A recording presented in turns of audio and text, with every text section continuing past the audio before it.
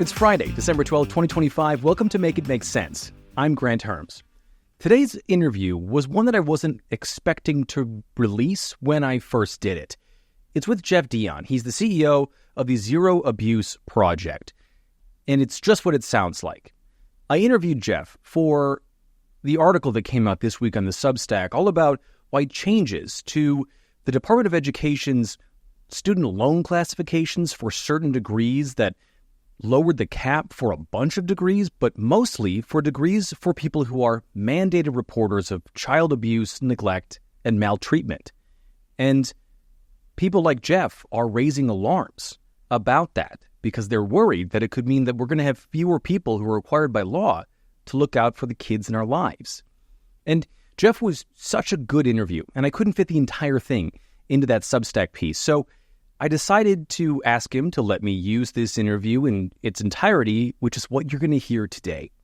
If you haven't read that piece yet because you're not a subscriber, you can subscribe right now to the Make It Make Sense Substack. I'm doing a subscription drive right now. Monthly subscriptions start at $5 a month. The annual subscription is 20% off. That's $50 for the entire year if you want to get access to that brand new story and a whole bunch of other great original reporting each week on top of the things you forgot from Civics class newsletter that is brand new from Make It Make Sense. And as always, share the show on social media. It's MIMS News Pod. It's MIMS News Pod, all one word on every platform. I am at Grant Herms on Twitter and Blue Sky and at Grant_Herms on everything else. All right, let's get to my conversation with Jeff Dion. Give the gift of luxury this holiday season with Cozy Earth. Picture it. A quiet holiday morning, everyone together wrapped in warmth, laughter, and that perfect kind of cozy that you just wish you could bottle all the time. Well, a silent night starts with the right sheets. And Cozy Earth's bamboo sheets are the ultimate gift. It's everyday luxury elevated. The kind of comfort that turns every night into a serene escape no matter how much clatter arises. Plus, every sheet has a 100-day sleep trial and a 10-year warranty. You really cannot go wrong. And don't forget about the pajamas for those holiday mornings. The women's stretch knit and the men's bamboo sets are made for those slow, snuggly holiday moments at home. Visit CozyEarth.com and use my exclusive 40% off code MIMS25, that's MIMS25, to get 40% off your entire order this holiday season. And if you get a post-purchase survey, make sure you heard about Cozy Earth from Make It Make Sense. We get a cut of that money, so you're helping us and you get to stay warm this holiday season. Wrap the ones you love in luxury with Cozy Earth. All right, let's get back to the show. Jeff, thank you for doing this so much. I really appreciate it. I'm happy to be here with you. Thanks. So let's start here with the idea of how important, before we get into the deprofessionalization stuff, but I want to talk about the idea of how important mandatory reporters are in preventing child abuse and child exploitation, because it would seem to me that this is a crucial part of our system of preventing harm to kids, right? Absolutely. Teachers, social workers, nurses, these are the people that are on the front line of child protection. They're the first people that can notice things or that children will tell things to. And so it's really important that, and the whole idea behind mandated reporter laws is that the people who are most likely to come into contact with that information have a responsibility to report and disclose that information. We can end child abuse in America, but there's some challenges. The first is that most kids don't disclose, or they don't disclose for decades. But even if they do disclose, oftentimes those cases are not reported. And if they are reported, they're usually not investigated. And even if they're investigated, sometimes it's not done well. So that's why it's really important in that link between a disclosure and making sure that a report is filed. And that's the whole idea behind these mandated reporter statutes. Right. And it's not just when a kid comes forward, right? It's when a teacher notices a kid behaving differently, might notice signs of abuse or neglect in a child in their class. It's when a kid goes to the doctor and a nurse might notice some odd bruises or some odd behavior. So it's not just when a child comes forward, but it's also they're trained in these things too, right? That's right. And that's what we might call an outcry, because not every time when a child tells us something, it's not always with their words. Sometimes it's with their attitude. Sometimes it's with their emotions. And that's why, particularly with teachers who deal with these children on a regular basis, and they can spot those differences where something's wrong or something's going on, to be able to recognize that a child's having a trauma reaction. And where there is where a mandated reporter has a reasonable suspicion of abuse. A lot of people say, well, I didn't know for sure, so I couldn't, so I didn't say anything. That's not the standard. The standard is there a reasonable suspicion of abuse?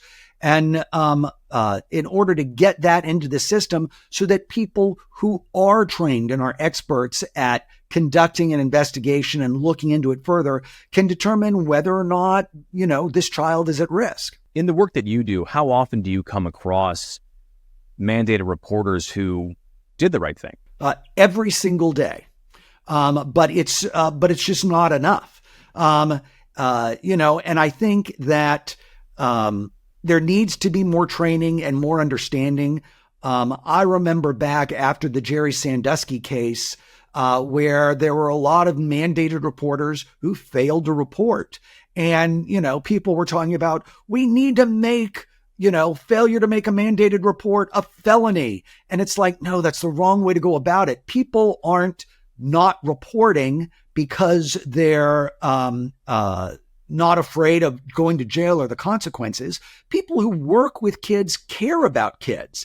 It's about helping them understand, how do you make a mandated report? What are the things to look for? What are your responsibilities? And by making sure that we have that training, and it's about fostering a culture of disclosure.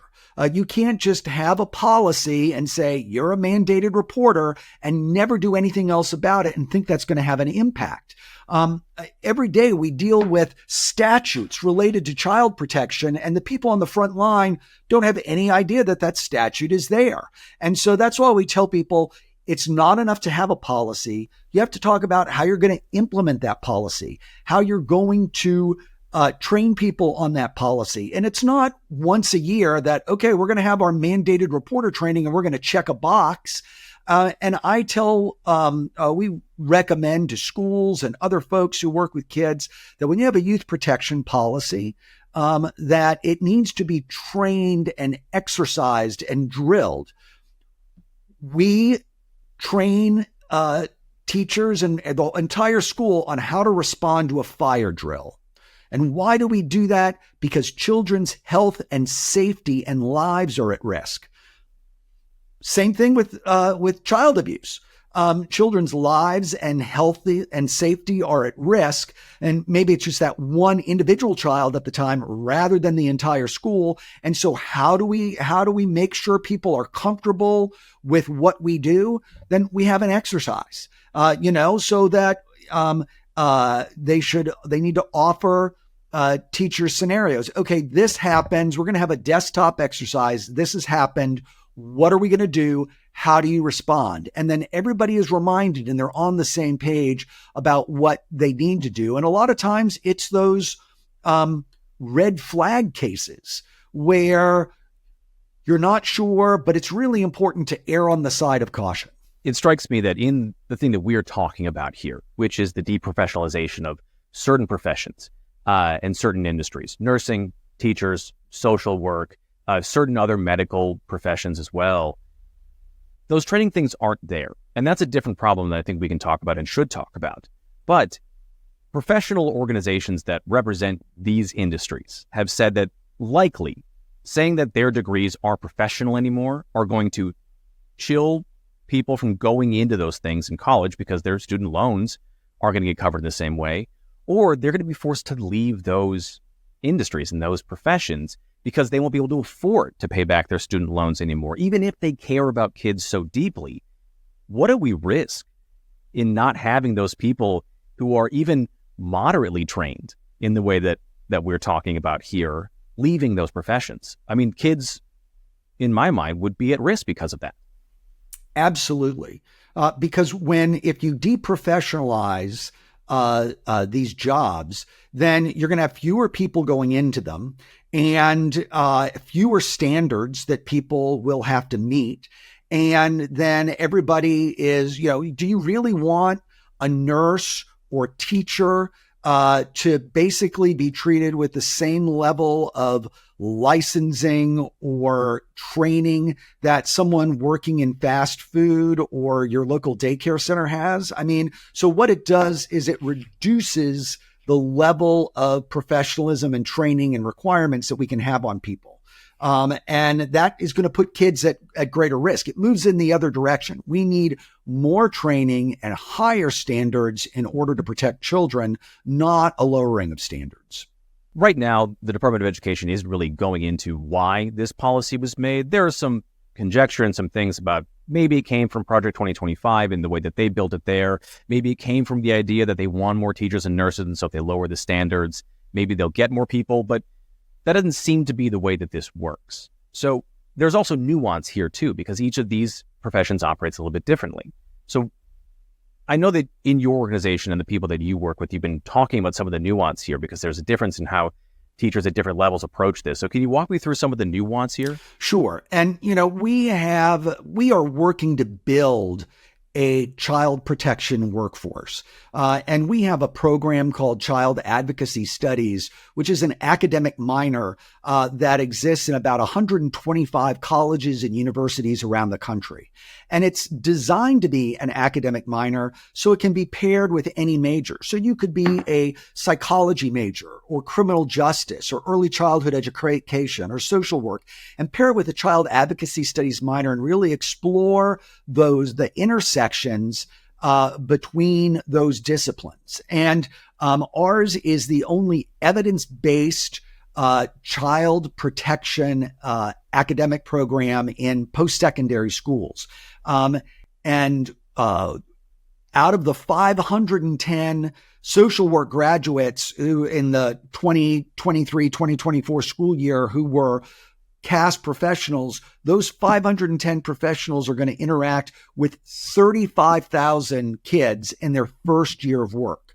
And so we can see the tremendous impact that has. But one of the biggest complaints of employers in the field is that new graduates oftentimes are lacking the skills to identify signs of complex child abuse, which is really important. And so that's why the training is so important. So we know oftentimes these things aren't happening now, and people want more of that training. People who come into this, they do it for a reason because they want to be able to protect kids.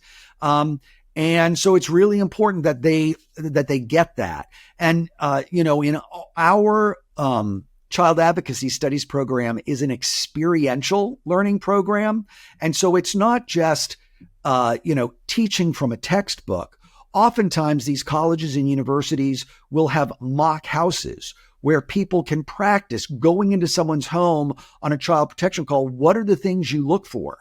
And they've got cameras in the houses, and afterwards, the rest of the class will critique them on things they did well and things they missed.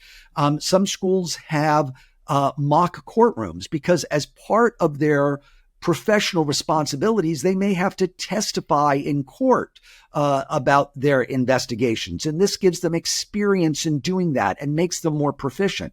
And for schools that don't have the physical infrastructure to be able to do that, we've created virtual houses and virtual courtrooms that they can use to try and simulate that same experience. And so there's no substitute for learning firsthand what that is like and what they're going to be facing in the real world. And we've had about 7 different peer-reviewed studies on our CAST program, and they consistently say that CAST graduates are better able to identify the signs of child abuse than non-CAST graduates who have been working in the field for 5 years. So if people want to protect kids and raise standards, then, we need to have more of this so we have people who understand the exact kind of nuances that you're talking about. When these deprofessionalization lists came out, did alarm bells go off for you, for the people in the circles that you work in child abuse prevention? Was this a thing in which you immediately were like, oh no, this is bad for the project of what we're doing? Yeah, absolutely. We saw the risk right away because it's counter to everything that we're working on. And again, I haven't seen any rationalization or justification. And so, you called undermining child protection a unintended consequence. Well, we don't know that because we don't know what the intended consequences are. They haven't set forth that they're what they're trying to do or their motivation behind this. And so I, can't really speculate or consider those, but I do know that there are clear drawbacks that undermine children's safety by deprofessionalizing these degrees. How did someone in your position then try to fill the gaps here? I mean, it looks like this deprofessionalization is going to stay. It's going to stay in place. How do we prevent kids from being harmed in a way that they wouldn't have needed this prevention before? Well, if to the extent that this designation is as the result of a federal regulation, then there's got to be a process and a period for public comment for people to weigh in on that. And the reason we have federal regulations is because Congress will designate an area and then allow, they'll set certain parameters and then they'll instruct executive agency to then promulgate regulations consistent with that.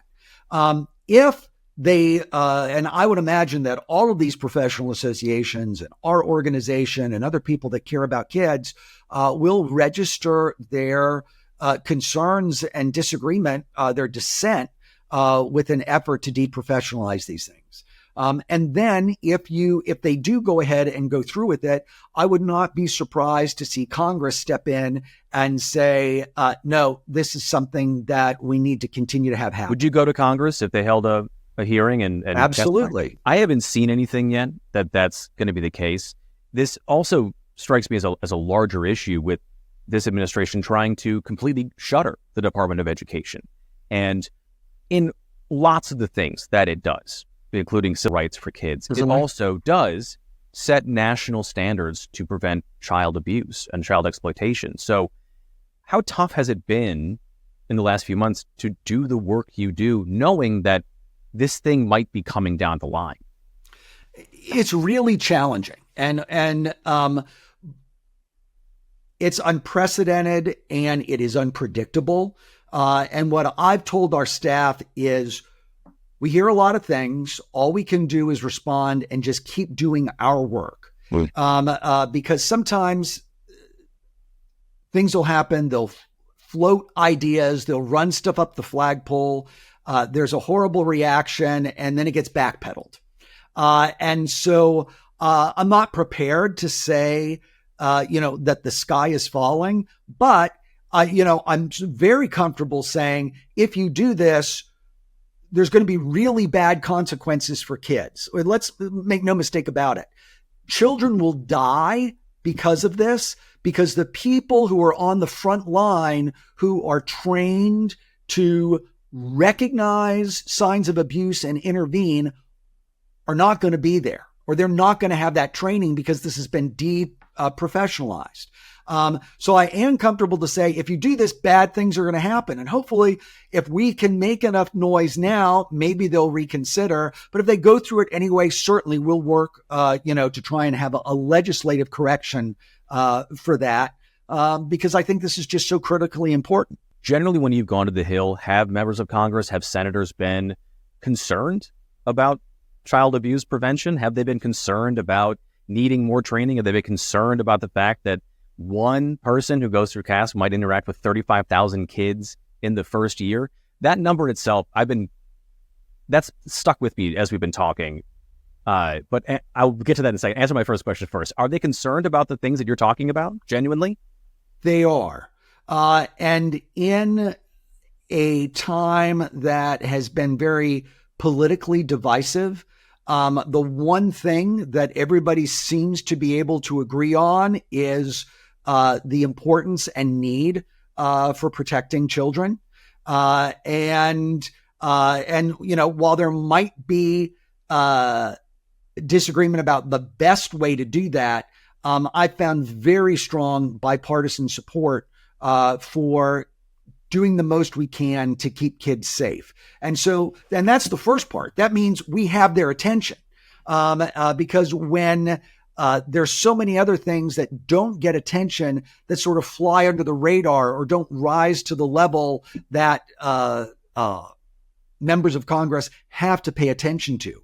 But this is something where we get great attention and support. I want to go back to that 35,000 kid number because it struck me as higher than I was expecting. It's for a single person, right? No, that is for the 510 social work graduates. Got it. Okay. But for a single person, that's like 700 kids in a year, right? Right. So even if we just talk about one CAST graduate is going to interact with 700, minimum 700 children in a year, that's a huge impact. It's a huge impact. It's a huge number, and it's so much time spent doing this. And it also would feel like to me, given how cases work and how social work operates, which usually takes a long time, that is, when you break it down per kid, maybe not as much time as every kid needs, which to me says that it's not that these social workers in this specific example or these cast members in this specific example aren't doing enough. It's that we need them, right?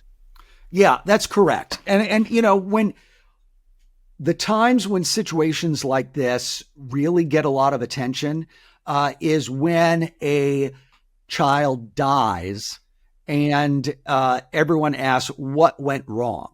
And one thing we always say is nobody in the system wanted this child to die. People in CPS didn't want this child to die. The judge didn't want the child to die. But something didn't happen that would have prevented that. And that's why it is so important to make sure that we have appropriate caseloads, appropriate training. As we look at, over the last several years, the opioid crisis created a terrible burden on the child welfare system because so many children lost parents and caregivers to opioid overdoses that they then became part of the foster care culture, which increased pressure on people to make sure that kids were being well cared for. So it's really important that we focus on these things and know that one person and their training can have a huge impact and really a pretty far extensive reach when it comes to children. As sort of we kind of wind down on our interview here, in all these things, it doesn't matter what area that I'm talking to somebody in. It seems like states and local cities and localities are going to have to fill in a lot of gaps in a lot of areas that the federal government used to do. Are there states doing this stuff well? Are there states that have their own criteria for these professional organizations that are doing this the right way right now? Sure. There are many. And again, those processes vary from state to state. In different states, some states you can make a mandated report online, which is really easy and it removes a lot of barriers. And one of the things we tell mandated reporters is if you are a mandated reporter and you have a suspicion or you've received an outcry from a child, you are mandated to make that report yourself. This isn't, something where they want you to, even if your school or employer says, oh no, you report that to your supervisor and we'll make the report. You have to make that report. And so we're not saying don't tell your supervisor, but even if you do, that doesn't relieve you of that responsibility. And being able to do it online means, okay, talk to my supervisor, I reported this, but when they go home, they can get on their phone and they can go online and they can make a mandated report. Some places you still have to call Child Protective Services and get someone, and make sure you have the right information that they need to get into the system. So it's going to elevate it to a level where it's going to be investigated. People who've had to deal with an HMO and have to call an advice nurse before they can get an appointment, they've learned, okay, these are the things that I need to say that they want to know about that are going to get me in and get me an appointment, right?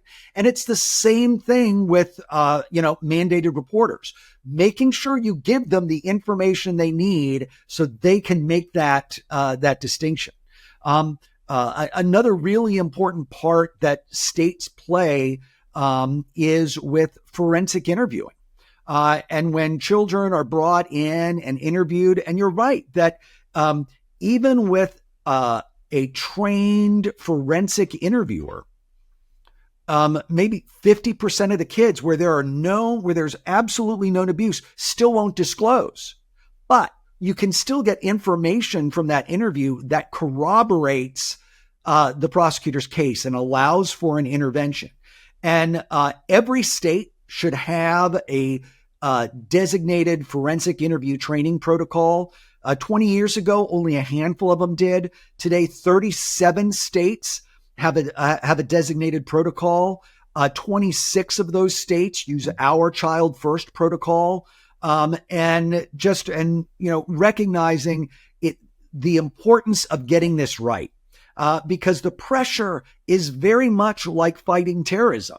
You can prevent 100 terrorist attacks, but the one that goes through is the one that's going to get the attention, and the one where someone's going to be injured or people are going to lose their lives. Same with child abuse. People fight every day to make sure we keep kids safe, but there is no margin for error. If we're less than 100%, and when things fall through the crack, that's where bad things happen. And so that's why it's just so important. Everybody needs to be focused on this. If you could talk to the Secretary of Education today about this thing, what would you say to her?